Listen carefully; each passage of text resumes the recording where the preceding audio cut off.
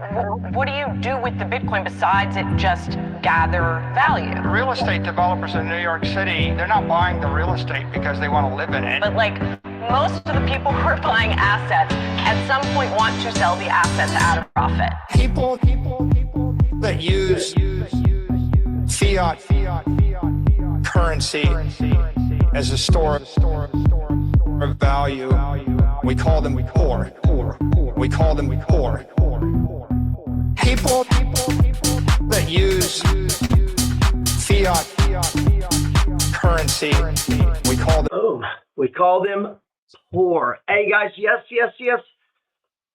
Welcome to the channel. My name is Gerald Peters, and this is the Money Flow. We have a lot of names on here, but today we're talking about the second income stream, trying to get fucking rich. And my guest here is the young lady that helps me maintain, run, and produce content for you guys and put out stuff and keep the strategy under control. Jess, how you doing? I'm good. How are you doing, Chiefy? Doing good, man. Just we were talking earlier and thought we'd put out, I think one of the things that people get confused with most is margin, how margin works. And I don't consider myself like on E-Trade, everyone's on margin. So it's kind of, you got to compartmentalize that at first. Takes a second to understand. And the two brokers we've always recommended for the second income stream are M1 Finance and E-Trade. I recommend those because that's what I use. I don't recommend anything I don't personally. I use Coinbase. I recommend Coinbase. I don't recommend things I don't personally use. I trade the money flow. I sell books about the money flow. We don't say one thing and really do another. We're not trying to do that. There are plenty of other brokers that work. As soon as I say that, people go, "What about Charles Schwab?" Guys, I don't know about every single broker in America, but I can. E-Trade and M1 basically do the two basic ways that I've ever seen. M1 Finance, if you take on a margin, that money goes to your balance. Like say you borrow $10, they put $10 in your cash balance. So in fact, you've taken out just what would be considered a standard loan, right? That gives you money, they put it in your checking account, there's the money you borrowed. E-Trade doesn't work like that. Now, you could go to the ATM and pull money out. We'll mention that in a minute. But if you buy 100 shares or 10 shares, usually the margin maintenance requirement is what you're putting up. That's what's coming off your balance. So, which comes out to, like, for CLM, CRF, for our anchor funds, most of them are 30 or 35% maintenance, right? Right. Which means you got to have 30 to 35 cents per dollar to maintain that position. That's what that means, maintenance, to maintain it. And if they raise the maintenance, you're going to see your available, your margin come down, right? Right. Yeah, and now it's requiring you to have more money to maintain that position. And they'll do that for you automatically if you're holding a position. They'll take it right off your margin, you know? Which way's better? I think it depends on the person. What do you think? It just depends. Right. They're two different strategies, really. They are. They're the same strategy, but different ways of It's like the M1, you're taking out like a loan against your portfolio. It's like you're being your own bank. Here, you can just, in E-Trade, you're just taking money out if you have money available to withdraw, but you're not taking a loan out on your portfolio. You're taking a loan with the broker for your margin. Maybe, so Jess has let us use her account, and if we need to, we can look at mine too. And you might catch me before I get anywhere. She's and I'll tell you the one difference is I pull money out of mine. Yeah, I don't do that. And you don't do that. And I use mine. But I started off, and I got to 100 plus, a little faster. And then some of the money I was putting in there is money I needed to use. And so this allowed me to keep the money, invest the money, right? Be fully invested. This is the magic of margin. We can be fully invested all of our money's in CLM in the tiers. And the next video that follows, I'm gonna do some whiteboarding of some of this shit we're talking about. So you guys stay tuned, and I'll try to. I finally figured out how to do that. Connect it to an end of a video that it'll play the next. So that's pretty cool. And what you're seeing here is you're seeing her account. You're seeing the percentage on the portfolio to the right. Show people where they can set that up. I think it's just right above where you have. Where you go customize? Right. You know what? I never even clicked that. I've always done it a roundabout way, but it says it right there. And then right here is the first one. Right. Percent of portfolio. You see that? It's checked right there. Yeah. Save. And so these are all the things that'll come up when you see your software. So here it is. If you don't want one of these, when you go to that customized list, just take it off. Yeah. This is what I have. You can do all this. Yeah, look at all the stuff you can take off and add. Look at it. Some of this shit, I don't even know what it is. Like, what is that? I mean, some of these things, who cares? You can actually put how much the dividend is. That's kind of cool, though. So one thing, too, I might add, and I'm talking fast because we didn't want to do too long a video. You can give it a name. So where your view, it says view and it says Jess, you can have 10 different setups. Yeah. So I thought of creating one that just shows dividend stuff, dividend date, dividend amount, dividend yield. Okay, that makes more sense. That'd be cool, right? Because this over here, dividend, like it makes it so long. Like I don't know. Right, it makes it almost unusable because you're having to scroll over on a phone. You can't even read it. But the computer actually is pretty good. It's not bad. Not bad on a computer. I just don't care that much. It changes. So what's important there, if you notice, you're going to see tier ones are taking up 50% of her account there. I mean, right off the top, CLM, CRF, that's 60%. I like it. So, but what you'll find is if we look at her available margin withdrawal is probably low. Yeah, I did transfer a chunk of money earlier, so that should reflect like Monday or Tuesday. This should go back to like $2,000. And we have it low, and it obviously I teach that should be about 30% of your balance, not the overall portfolio, but your balance. Mine is below that. Yours is below that because we'll trade aggressive. You have got to understand if you do that, you are the one that's going to pay the price if it turns on you, because it's going to go down exponentially, just like it went up, right? Mm-hmm. And now if you can be fully margin and all that in a nice up run, I mean, you could stack some money. If you're going into a stage 3, you really need to be aware that this market could roll over and come down, and you might, just cross-check your portfolio and make sure, hey, if I need to raise some liquidity, get ahead of that and think, okay, what might I sell if I need to? I mean, I'm sure off the bat, 3 or 4 things you would just cut. Yeah, like the 100%, the trades, Mm-hmm. the 100% margin maintenance. But I'd cut MSTX. And here's what people will say: you have so many. How can I keep up? XLP, Chevron. But the reality is you don't need to track every one of these like a day trader, right? Right. Like we're not doing anything with CLM or CRFs. There's nothing to track there, right? What's the next one? ECC. What are we tracking? The only thing we're tracking is, are we buying more? Right? Yeah, I have it on the buy list. Because we don't trim them just because they turn down. Yeah, ECC's back below the 20.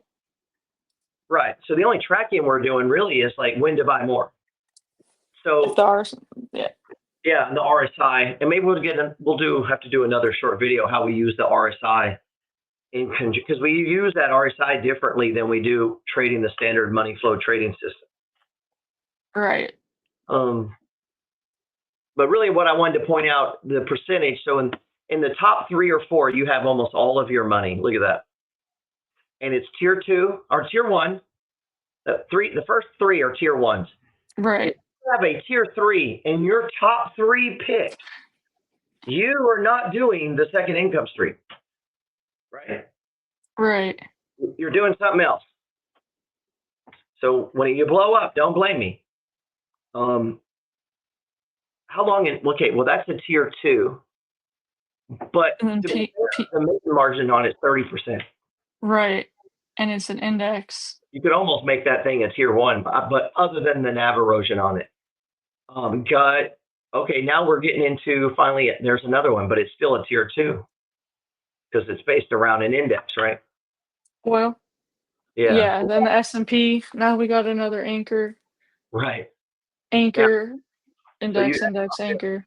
if you're doing the second income stream with us, look at your top 10 and let me know how many tier 3s you have in there. And if you have more than one, you're probably fucking this up. You might want to get on one-on-one with me. Now, it might get temporarily happen because you loaded up on some and it took off. Yeah. I would start scaling it back. And that's when I would, based on the percentages on the right-hand side, and I would move that money back to the top. The goal is to get all the money from the bottom to the top. At the end of the day, all of our money's in these closed-end funds when we're making tons of money, and we don't need to fuck around with a CEPI or a fucking whatever, Yeah. Now, Jess is very active. She's watching all the time. So she's going to have hips in there. These are inverses. No, hips is an anchor. Hips is a high income. Oh, that's right. Yeah. I'm not in hips. Yes. I'm not in BISD either. So you got a few here that I'm not in that have I have a little BISD. Let's see. SPY eye. Now here's an example. The reason you're NVIDIA is you bought it on the bottom on that crash. Yeah, then I added to it. Yeah. OR. So yours should look sort of like hers. You're not going to get them to match our exact. And like if I pulled mine up, they're not going to be. Like here's the trades down here: CART, MSCI, Exams, Chevron, XLP. Now, when you say trade, you mean you're going to get out? Maybe if it's a swing trade, if it's a position trade. Now I'm never getting out of CART or Uber. Yeah, but Chevron, this is I cut it in half today as a BNB trade. I wasn't, but I just cut it in half. I was in Starbucks, but I closed it when I hit the 200 just to raise some cash. Right. But I'm never gonna close CART. I'm never gonna close Uber. These are things that I might not close XLP or TLT. Uber to anchor it as part of my anchor because I had no intention of ever. But see, I'll have people mention a penny stock there in Moodar because they have no intention. I'm like, dude, bullshit. That is not a stock you're going to spend the rest of your life with. Uber will be here after I die. So that's an anchor stock.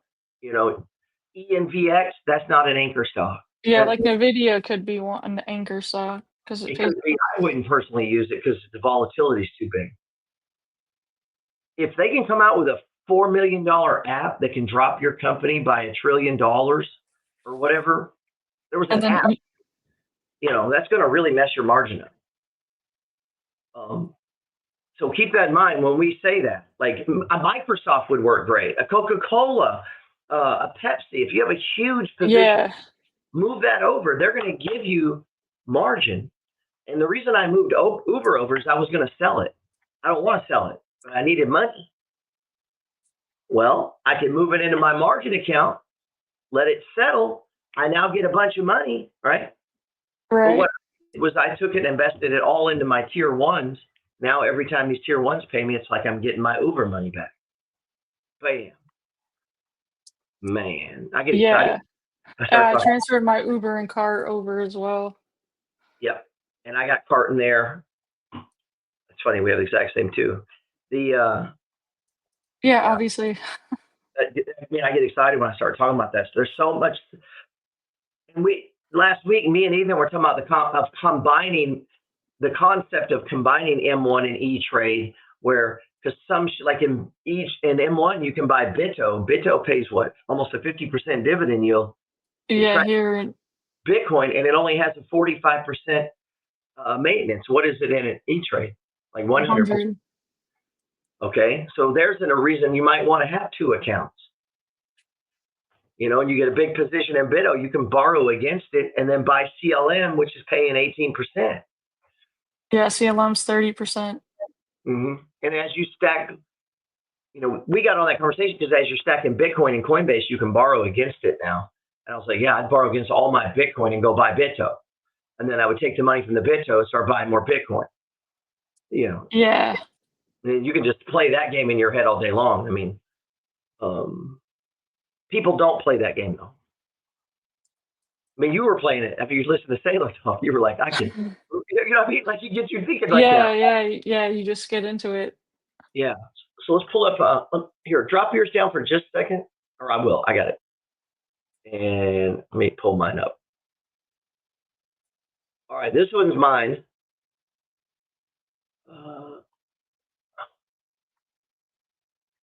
What the fuck? All right, I pulled it up for the percentages there. What was your top one? It was like 31%? 1 second. My CLM was 31%. All right, but we have the same top four. CRF. Yeah, CLM, CRF, ECC, and QQY. Yep, same top four. So 3 Yeah. and a tier 2, which is based around an index. So when a guy contacts me and he has 3 tier 3s and just a little bit of a tier 1 in his top 4 or 5, and he's wondering why he's not doing as well. It's like, because you're not properly aligned with the tiers. Right. And so keep that in mind and watch that, man. Don't try to play that. Like, there's a reason we're doing it this way. There we go. Right, you back. Now, you want to check on this. You want to look at the margin. Yeah, so you go here, you click margin.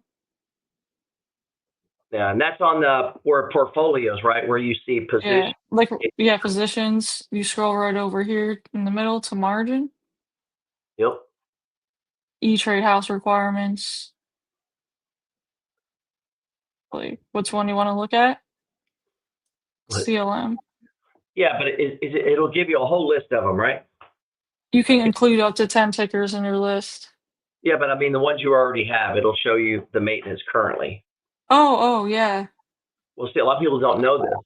Yeah, I get what you're saying. You need to periodically just scan your list. So you can do it by requirement. So she's got a couple. You have 2 on there that have 100, right? MSTX and Misty. What that means, guys, is that to maintain that position in a margin account, 100% of it is your money. So think about, that's what that means. It's a margin account. The maintenance is you think about maintenance on a house or maintenance on a car. It's like the minimum you need to do to keep this fucker going, right? So the minimum you can do is that's dollar for dollar. But if you look at CLM, it doesn't have a mathematical, does it? It's probably 30%. That means 30 cents buys $1 of something paying 18% dividend yield. So only 6,100 of it is my money. And how much do you control? 20,000? Right here, 20,380. So that's crazy. And this is rough math. It's just rough math. But what about your interest rate, Jim? And then you see here CRF and the value. The CLM, you have, what did that say, 6,000? Right here, 6,114, and the value is 20,380. All right, so your interest, your dividends earned on that are $3,600, right, on CLM on the 20 for the year. Yeah. Okay, but you only have $6,000 holding it down, right? Mm-hmm. Okay, well, if you have 6,000 and your dividend return is 3,600, I think that's a lot like 55%. Yeah, because it's leveraged with the margin. Right. But you can get 1% cheaper at Robinhood. This is kind of shit we're debating. Rather than picking better, you make more money worrying about the funds you're picking, the position sizing, how you've got it arranged. Spend your time on that. Less time on worrying about what you're paying. I'm telling you, there's people who can't even explain the tiers to me, but they're very concerned about their interest rate. And it's like, that is not your fucking problem. Your problem is building out this thing the proper way, right? Right. Yeah. And then once that's done and you understand it and you can explain it to me and do it on a whiteboard and you're an expert, then we'll dig into what your interest rate is. Because by then you're going to have a lot of money and it's going to matter. When you have $10,000 in your fucking E-Trade, interest rate is not your problem. In fact, you haven't put any fucking money in is your problem. Wouldn't you say? Yeah. Yeah. The fact that you don't have enough money. Yeah, that'll be my reel on that. That's the goddamn problem, not your interest. But everyone See, does interest rate right away. I like OARC as tier 3 because it only has 30% margin. Okay, you just taught me something. I did not realize that OARC has dropped to 30%. I've told you a couple times. I know you have, right? And then how would a guy Yeah. know this? How would I ever know? You would come and click, and I should have been doing this. I probably saw it visually, just didn't think anything of it. Yeah. So it's Oh, 30%. It's like a safe tier 3 because it's a basket of stocks. I don't think I'm carrying OARC in my margin account. I added it on the sell-off because it was only 30% margin. Oh, so you were tracking margins of the different funds, and then you noticed that it was lower now. Yeah. Did you post that in Discord or anything? Someone else had raised the. Someone else did. So someone in our group brought it to our attention, and then you were able to go and buy it. Right. Income, and now it's gone up since you did that, right? Yeah, it's because I bought it during the sell-off. That sounds I a mean, lot. I just added 25 shares today, like to kind of reinvest the dividend. Where is this shit? Sorry. OARC, yeah, I'm green. I'm up 5%, but I added 25 shares today. I don't know if that, but I'm green because I started OARC during the sell-off. Because you realized the margin was only 30%. Yeah. And I was like, it's a pretty safe, Right. Yeah. even though the dividend is not that high on OARC, it's only 30%, and it's like has all their stocks in it. Yeah, I don't know how we'll survive on 30% yield, but it's really high, right? So I guess the point I'm trying to make is how valuable, because I get people tell me Discord and all that. That's not for them. It's not that. Those are fucking idiots. Because having Right. more people look at these things makes us all better. Yeah, there's more people looking. And I should have known that, but I guess what? I'm also doing this, just like But a lot as of soon as I found out, I told you so. people. I know, and It's I the should have same listened. thing. My point is that's the service we bring to people. That's why you want to spend the $190 or whatever it is to get on the people trying to save some money on that, not pay it. You're just losing money because you're going to find out about these things like I just did after it's already moved and they've already made the money. Right. So take advantage of this, man. Take advantage of what we're doing.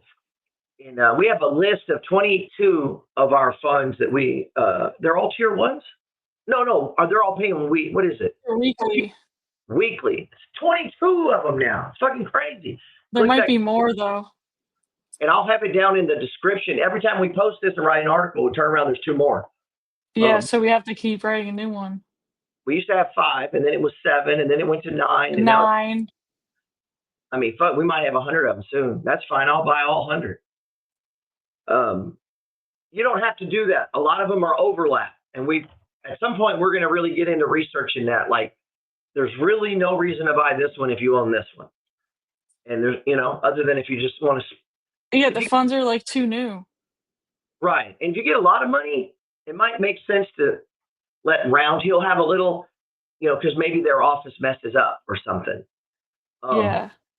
But people jumping on these new ones right away, you don't even know if they're going to work out. People just, a lot of people take a lot of shit for granted. It's on there, so it must going to work, and be very careful. I was doing the second income stream for about 9 months before I even told Jess about it and started looking at trying to do it publicly. Yeah, there's the article. Don't show them all of them. They won't click on there. Yeah, this is the article. Yeah. So let's see. I wanted to show you this before we get off here. You're up 2%. I think I'm All right. still in red. That's just because of when you got on the bus, right? Depends on when you Right. get on, right? So if you start your second income stream at a high, you run the risk that it could turn down. It doesn't fucking matter. It only I'm matters only, their pea brain. It I'm really only does. down 5% now. Right. It was a lot more. And it doesn't even matter, right? You're still getting the dividends. It was down like 16% or 12%. Yeah. You Now, was yeah, exactly. I'm so well, and when the market goes down, the dividend yields go up. you weren't thinking about doing away with yourself? No. Dude, there's people blow out. They get 15% down. They quit the damn strategy. They're done. Well, I mean, I'm serious. During this last correction, you would not believe the person after person who sent me ugly messages and blew out. Yeah, I'm only down 5.6%. I used to be down double digits, like 14, 12, What were you making? 15%. Maybe 30,000 in annual dividends when the sell-off started, Yeah, like 32, and now you're at 40 something, six 46,500 into a correction. And after then, the correction. yeah, but I'm saying we went into one, and then you came out. Now your income went up 16,000 a year. Yeah. With the exact same account. Instead, they sold everything, and now they're still down in Yeah. the income. Yeah, we have a post going through like the margin calls that I got So during that time. rate that to people. Don't sell-offs and stage fours are part of nature. It's supposed to happen. And anything that goes wrong, that you may just have your setup wrong or your percentages, just learn from it and keep pushing, man. No, I was very proud of you for that your income went up. You stayed the course. We had some moments where we talked and felt like maybe this went really cutting some Yeah. things, but we didn't. I mean, there were people in our Discord group freaked out, sold things, changed the Yeah. strategy.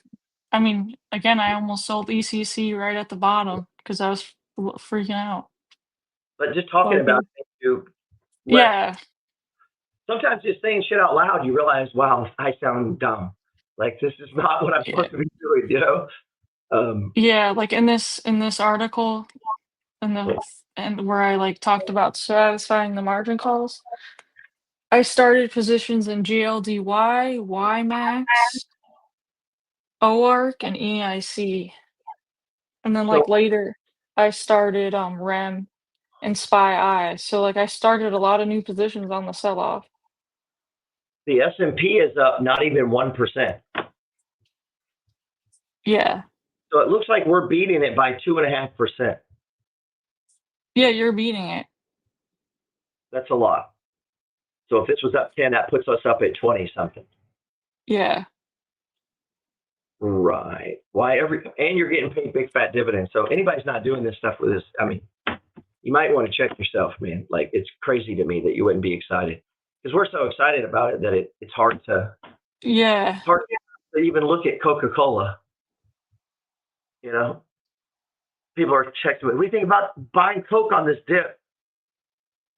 Okay. It's so fucking boring, dude. Okay, buy your Coke, get your fucking $14 every 3 months, while I make my 9,000 a month over here. Fucking like, you know, what I mean, it's just It is crazy. it is crazy. Not to say we've abandoned all the other stuff. We're still doing that. We still do the old thing, but this is a way to accelerate it and make it go much faster. I have $700 something thousand invested in traditional dividend stocks, and I make more with my second income stream with 7 times less money. So whatever that means. Now, there's people who tell me, well, one day you'll be okay. Well, one day maybe that happens. I don't know what to say. Yeah, what's gonna happen? I don't know. You know, if you learn some skills, you learn position sizing, you learn how to. If you just learn, a lot less happens bad to you. Is my experience. And we'll keep an eye on yours. You're down 5%. I guarantee you, within the next 6 months, once you've been through a few cycles, picked up some lows, now you're back. You'll be ahead of it, and then you'll stay ahead of it after a Yeah, while. so yeah, right now year to date, I'm down It was, 5.7. and it was 15 something. Yeah. Yeah, so you're creeping up, man. That's what's happening. Yeah, I've traded away. I've had some good trades too. Yeah, but how can't beat the stock market, Gerald? Like Starbucks. Chevron. But, There's been some good ones. Oh, how about Amgen. I trimmed Uber and Cart and MicroStrategy and Zim recently. I put Zim back on, some of Zim back on today. So here's my IRA of 8%. And the market's up 0.8, right? Mm-hmm. That's a big fucking difference. But you can't beat the market. You can if you have an edge and you practice it and you do it every day. But no, can the average person who pays it little attention, spoons all day, doesn't work overtime, and sits at home fucking playing with himself, he cannot beat the market. No. No. No. Now, I have one account not beating it. My SEP IRA almost always is directly in line with the fucking S&P, because if you look at the top 10 holdings, they're in the Dow and the S&P top 10. So it just tracks right along with it. So the way I beat that over time is I wait till something big happens and I load up on one thing or two things, and when they rip, I made more money than, Yeah. And that's how you beat the market. People don't understand that. You track with the market, and then it's what you do along the way when crashes happen, the things you pick up that other people aren't watching. That's how you beat the market. But yeah, like in this article we have, like the part 5 of the margin call series, like I gave updates like of the new positions I opened, like anchors, EIC, and REM. Then like tier 2, I added on the sell-offs YMAX, SPY, and the new gold fund. And then tier 3, I added OARC and MIST. the value on these letters is I mean, But it's like I still need to add YMAG. yeah. There's just only so much you can add on each sell-off. And people got to remember that. And it's okay. You're doing the whole portfolio. You see here I wrote loaded up on OARC. 200 shares was during that sell-off. Right. And so what we're doing there, you can't add to everything, and that's okay. It's okay. There's shit red on your screen. It's okay. It's totally fine. AG&C's been red on my screen for 9 fucking years. It's never been green, ever. And yet the dividend gets bigger and bigger, and the balance gets bigger and bigger, and it's always red. How does that work? I don't know, but it does. So people will let that fuck with them, though, because they're looking at it like trading, or they're looking at it like they're buy and hold, Yeah. And that's just not, you got to look at it like a business. You're putting shit on the shelf, money comes off. Put shit on the shelf, money comes off. And every once in a while, you got to put money back in. That can either look like you don't take anything out, you just let it. Yeah, I put in 1,000 this week. I didn't put in any last week, but I try to put in every week at least 500 to 1,000 or 2,000. Right, so you get where you're going. And a lot of people want to talk about the retirement part. It's like, we just started 30 days ago, bro. Can we build? I don't want to talk about retirement. It sounds like I'm gonna get Alzheimer's. Retirement, and what they're not talking about is tucking position size and making sure they have their things right, and that's the important stuff. Is getting the tiers right. ESEC is 4 cents a share. 4 cents. I gotta add more to get this dividend to $100. Yeah, I'm trying to get mine to. I love those 3-digit dividends. But all right, man. I want to keep everybody on here. We just wanted to bring you on and show you what we're doing, a little behind the scenes there. I've had to check the position size and the margin maintenance. Mm-hmm. And Jess is on that shit. I'm on it. We're probably both looking for different angles at times. So what we're looking at, you yourself are going to have a hard time covering the whole thing. I mean, not you, but them. Yeah. Because how are you going to go find a new closed-end fund while you're spending all your time looking at balancing? And it's only so much time in the day. And so I think that's what we offer, is we have a lot of collective minds talking about the same thing. We then put it and just disseminate it out to people to save you time. So if you're at work, got the kids, you're doing all these things, you can stay in tune, stay in touch, and just by following the Peters report, Right there, you want to learn to trade, we got you. And then now the second income stream. So we got you on the trading and we got you on the passive. What else do you need? Do I need to come to your house and rub your neck? What do I need to do? So I think we got them covered. What do you think? Yeah, I think we got them covered. If you want to get into trading, man, hit us up. My number's on there, 936-661-7786. That's this right here. I'll answer. I won't answer the phone, actually. I don't know why I said that. I answer all text messages, though. And we'd love to have you with us. And it's shocking how fast people's passive income starts climbing. It really does take over their brain, and they become obsessed. Yeah. You're obsessed with it. Yeah, obviously. I'm obsessed. I have to pull myself away from it at times, so because I have other things I got to be, bigger picture. Put your money, yeah. Between podcasts and real estate and writing, I can't fixate on one thing. But if I could, if I was 23 years old right now, I would do fucking nothing with the second income stream. I wouldn't talk to a girl. There would be no dates unless she's paying. I would be 100 fucking percent second income stream. And by the time I'm 30, I am rich as fucking done. Or here's an idea: don't. And just work your whole life. I'm dead serious. This is an opportunity for people. Imagine if you'd had this at 22. Yeah, I'd probably be financially free. Easily. Yeah, easily. Fucking easily. Blows my mind. I mean, I was 15 years ago. 22. I was 13 years old. And 12 years ago, yeah. Be like, Dad, I need a B-Trade account, man. We got to make this happen somehow. Put in. Yeah, now it's so easy. Yeah. So the idea that people are still thinking about this thing, I mean, I don't know, man. It blows my mind, dude. It's so addictive. When you get $1,000 dividend or a $500 or $400 dividend, and it's like, fuck, have I been going to that place for?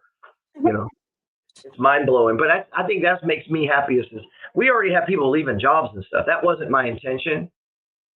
My intention wasn't a bunch of people didn't go to work. Yeah, I mean, they might have been already on that path.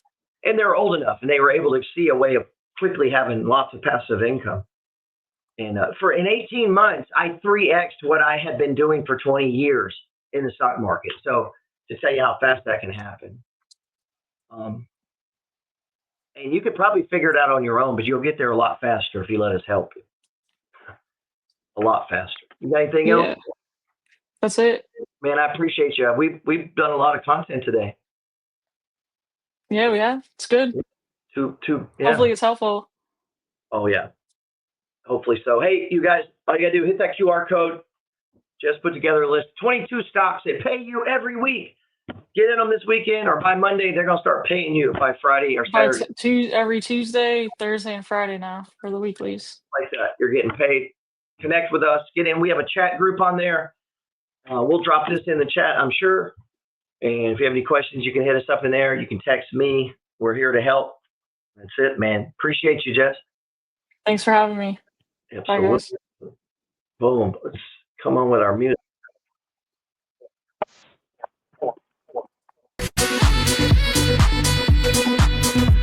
There's a